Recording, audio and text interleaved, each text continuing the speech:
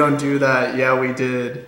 Weasel words. So that guy was kind of hating. Yeah, he was kind of hating there. I don't understand how they're weasel words. Like, you need to extrapolate on that a little more. This guy has some more comments. Let's go. We'll see some recurring themes. Winky question mark.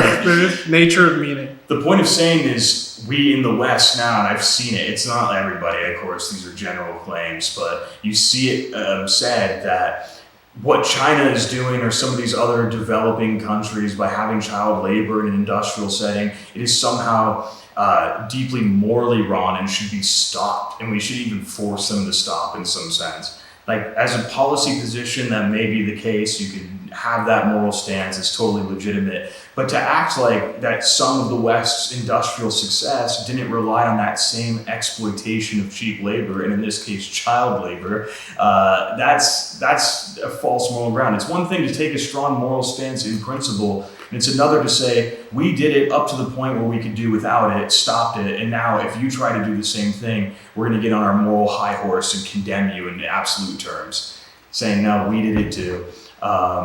I don't know. It doesn't seem like weasel words to me, but maybe you'd talk about it. He's got some more comments later. Yeah, I'm willing to hear it out. Let's see.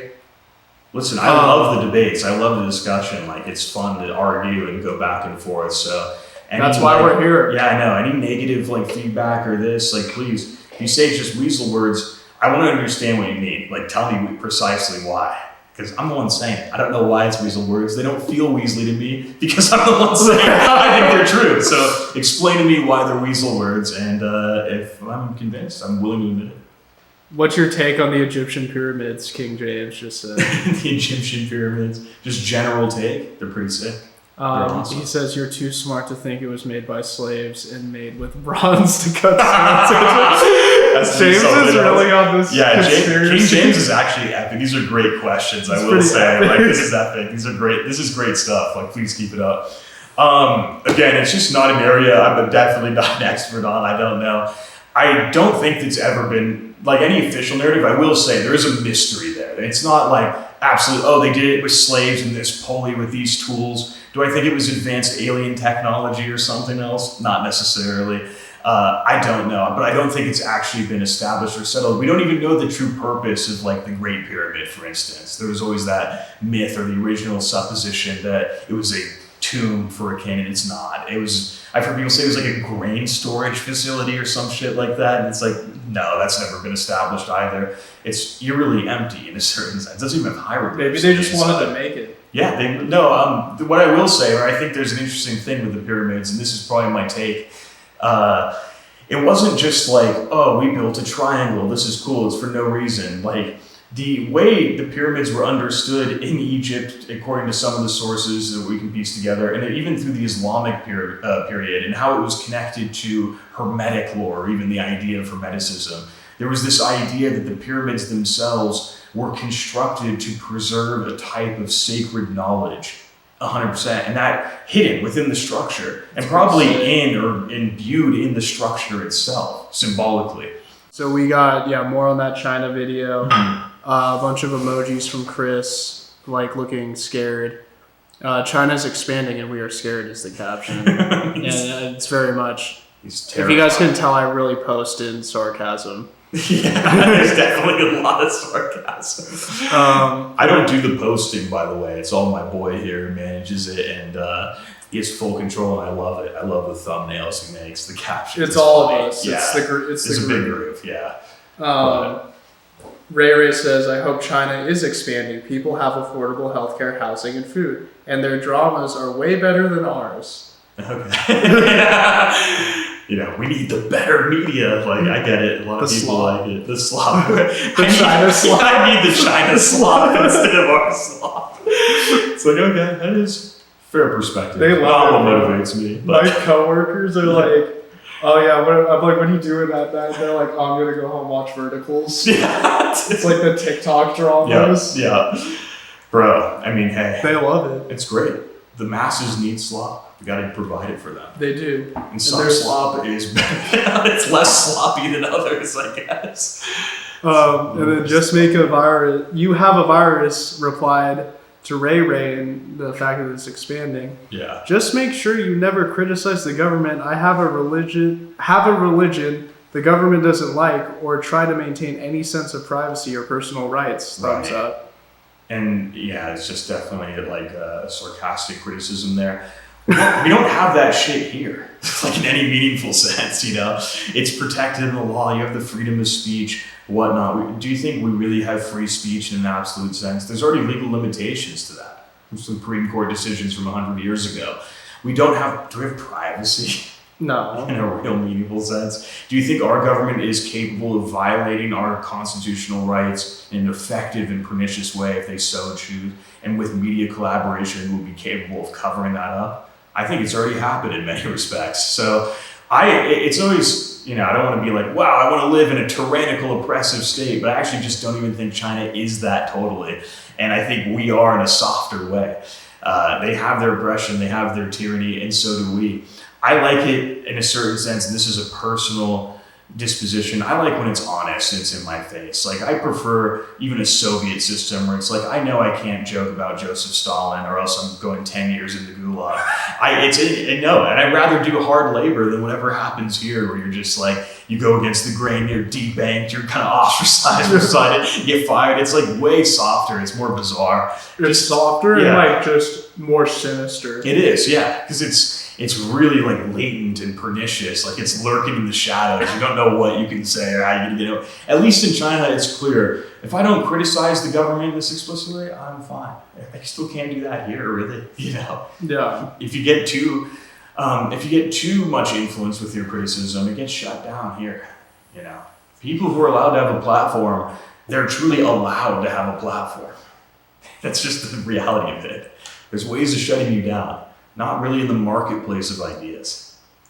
Wait, can you read that last part again? Because I was just getting slaughtered. I'm playing on lethal claws, so I'm being like one hit. I'm just sucking. But is it like one tap? Yeah, pretty much. That's pretty sweet. Read that last part. All right,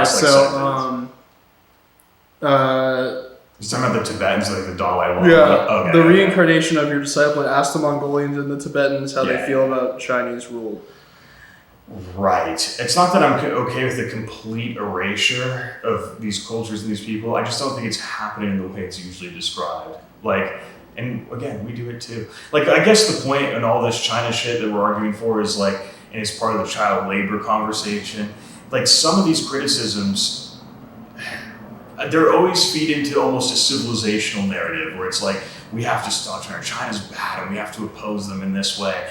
And it always stems from a less nuanced view and a less sophisticated view of our own history, or at least the moral appreciation of our history. There's a tendency in our history, I think, depending on what your political alignment is, either to malign everything that's happened in our history or to celebrate it, absolutely. And we can criticize our own history and say certain aspects were bad or at least neutral, and we could say certain aspects were very good. And I think we just do the same with China. Is the erasure of Tibet really happening extensively? I don't know. If it is, and it's total suppression, it's bad.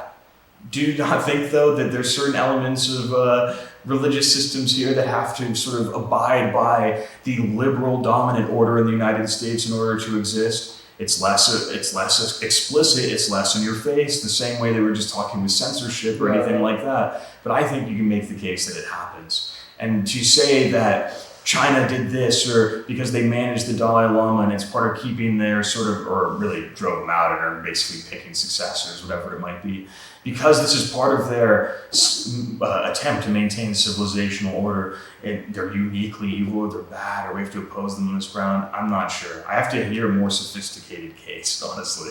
Yeah, I feel like that's the big one for me. It's just why are we pretending this shit doesn't happen here?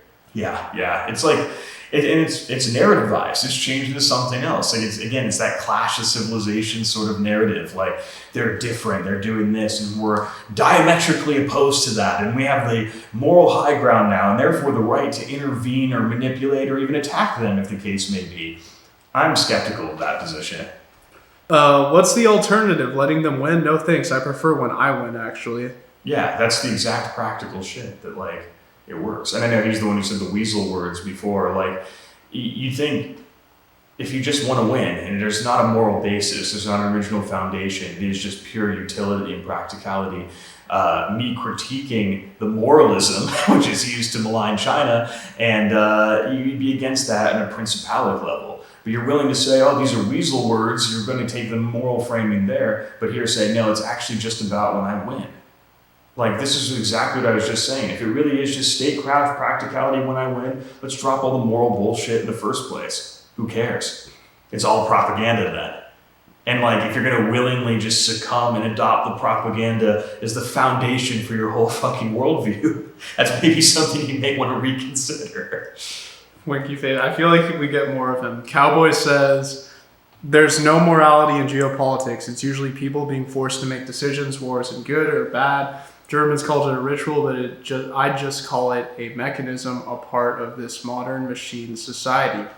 We don't even go to war anymore. Oh, we don't do it. Nothing happens anymore. Yeah, nothing ever happens. Everything is symbolic, and even our hottest war right now is a proxy one. Right.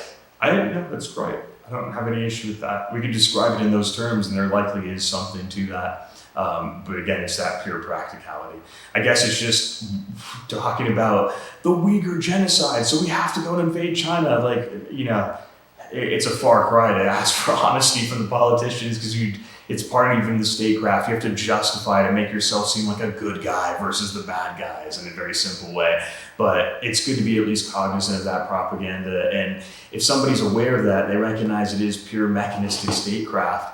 I would still question why the machine has to operate in one particular direction. Why are we becoming enemies with China or positioning ourselves as explicit enemies with China? In the machine, does that have to be? Is there a possible world where we could have a more cohesive, friendly relationship with China, or does that really compromise our global power? I'm not sure. Maybe there's not, maybe there is, but it's worth considering. Just because it's a machine doesn't mean that the machine is totally deterministic. It's still human agency that's involved at some level. Zorf said on this thread, what do you mean you don't want to destroy the foremost communist empire? That's not hecking wholesome, bro. That's not hecking wholesome, bro. Well, yeah, that's like, no offense to our boomer friends, but that's what they're still in the Cold War in a certain sense. Like, it's all just communism. Like, they have no idea what it, and you know, you hear a lot of people on the left will say this, they have no idea what communism is, but like, in a real way, they don't. You know, communism is just a catch-all for the ideology we don't like. It's non-American. So, and a global evil that we have to oppose with our freedom. Like, it goes back in that moralizing language. So there's a lot of people like, we just have to defeat communism, and that means defeating China at all costs. And it's like we have to defeat terrorism, so therefore nuke the Middle East. Right, just nuke it, drop. I've heard that, just drop the nuke on Mecca. You know, like, okay. that's the solution, we're sure. What would a historically informed approach to the Middle East look like? You remember talking about that? Yeah. Sonny says, along came Netanyahu, the ruler of this planet. Elias said they bombed Qatar for no reason. They want instability in the Middle East. They did bomb Qatar. Yeah, sure. I think that's right after that happened. It was pretty crazy. Listen, it's a contentious issue right now. Without taking too particular of a political stance, because it's not what we're necessarily trying to do with the show, you could say, but Israel's fighting a lot of wars and a lot of fronts right now. They're almost seizing an opportunity to expand as much as possible and achieve their goals while the conditions are right for them. And attacking Qatar was honestly a little bizarre. And it was weird because we were involved. I think we gave like the Qatari officials or leaders some sort of advance notice like a few minutes before. Some weird shit going on. That's to even related to Israel. Like, we have to factor in when it comes to our sort of position in the Middle East, like Israel, for better or worse, depending on your perspective, is inherently involved, and their actions there, if it's going to create instability, it is instability that we're dealing with. But we still want to deal with it with a proper framework, a proper understanding. I saw the special envoy to Syria the other day, and he's the ambassador to Turkey too. I think his name was like Tom Barrack or Tom Barak, something like that. He was talking about this all the ongoing issues right now with Israel and the Middle East, all of it. And he essentially said, like, in the Middle East, in Arabic, like they don't have a word for submit. They don't understand submission. So you have to win with like prosperity or some shit like that. And this is like a nitpick. It's a little silly. It's just a word, but to say that like there's no word in Arabic for submit or submission, the word is Islam. Like logically, that is just the word for submission in Arabic. It's the name of the religion, submission. It implies submission to God. To say that the Middle Eastern culture doesn't understand the concept of submission when it forms the spine and backbone of their entire religious worldview, and if they have religiously informed societies, likely their entire societal view as well, that's a little silly. I mean, it's a nitpick to say he just got the word wrong. He probably knew that. It might have been the misspeak, but it's a little unnerving when you have government officials in charge of important decisions in the Middle East who could say something kind of boneheaded like that when it matters. It could just be a slip of the tongue, whatever it is, give them the benefit of the doubt. But if you really just think that there's no, like, Arabs can't understand submission, you have to lead in this other way through prosperity in Israel or whatever it is, like, you're just missing the point. You probably shouldn't be there in the first place. You don't. Let's combat the autocrat in Russia. Monk says, Zelensky's been doing crazy stuff for a while now. You can just go ask the people who live there. They even know the Ukrainian government's been corrupt for the longest. What was this clip on? This was on why do we have to go and like combat the autocrat in Russia. Oh, okay. Gotcha. Yeah. And then Endeavor says, bro, the Russians themselves thought they were going to push all the way through past Ukraine. People don't think Russia would have not just kept going after they took Ukraine. People just talk to talk. Again, it's the modern politics shit, like, and that was the question, the clip was relevant to it, but I don't think Russia would just keep going if they could. Yeah. Like, again, it's definitely, that's a great image, just making funny, yeah, that's a good one, that's actually really funny, but again, it's like, you're just gonna run into it. People, we're talking about an autocrat in Russia here. The people who were commenting negatively there, they already assume as a premise foundationally that Putin must be an autocrat and we should oppose autocrats because it's probably morals the right thing to do. It's worth fighting in this way, whatever it might be. I just don't know if, like, there's a fundamental assumption. People really don't think Putin would just keep going. What, he's going to storm across all of Europe and fight NATO too? Yeah, after Ukraine, all right, with nuclear weapons on the table? I just don't think that's going to happen. I need to see some strong evidence that that's one of Putin's ambitions, explicitly. And he says, we're going to do it. We're attacking Poland next. We're going right into Germany after. Like, I don't know, dude. That seems like a big guess. And to use that as the foundational assumption and premise, I don't know. First Ukraine, then all of NATO, boys. Yeah, that's like that's the very thing we're sort of critiquing in that clip. And I don't know if the full context was shown in that broader discussion, but I mean, is he just a full autocrat who's trying to dominate all of Europe? I think he's opportunistically taking a cultural zone that wasn't part of NATO and taking the moment to seize it when he had the chance. Just take that shit back. Mm-hmm. Is there a way for Europe to rise again and enter history again? Oh, we got to reply to James too in a second. Okay. Goob said it would take a collective change in mindset for most people in European nations, but it could happen. Major remigration, yeah, adjustments in the welfare states, etc. But it is possible. The only thing stopping it is wealthy boomers who want to keep the status quo. I see. Alex says Europe is cooked, burnt. Burnt even. Yeah. When it comes to like, what's the name of the first comment there? Goob. Goob. Yeah, when it comes to Goob, his comment got like there. the Chad monkey. Dude, that's great. The Giga Chad monkey. When it comes to his comment too, like, yeah, if there's a demographic readjustment, you can assume that certain demographics have values that may be contrary to Europe rising again. But I mean, it's all going to be based on what we mean by Europe rising again. To add a nuance there, I would say something like Europe with remigration, if you've got rid of all non-ethnic Europeans from Europe itself, full remigration, adjustment to welfare, I'm not sure that even white Europeans have the proper cultural attitudes to rise again or assert themselves on the world stage per se. They don't necessarily want to. And that's a deeper sort of cultural problem than just having immigrants, which is, I mean, you know, again, not trying to just reveal everything you could say, but, you know, mass migration will have cultural consequences, but the culture already has its own issues in a certain sense that might be a limit to it rising or asserting itself and rebuilding meaningfully. Yeah, it seems like so much of just even regular Europe, they've become just a vassal of the United States, and that's really what it is. And their politicians are well contented to be in that position. It's like Western mind virus is just deep in there. Yeah, right. And it's not going to leave anytime soon. It's like terminal in that sense. Yeah. So it's a deeper issue than, like, I see a lot of people on the right, especially, of course, saying that Europe, it'll just go right back to its 19th century imperialist glory if we just have the right demographics. And I think it's deeper than that. There's more going on. Bro, like, most of immigrants. Most of the white people in Europe are like, they don't want this. They don't want that, yeah. They don't want to be that way. Most of the white people in Europe are the most, like, fervent leftists you'll ever encounter.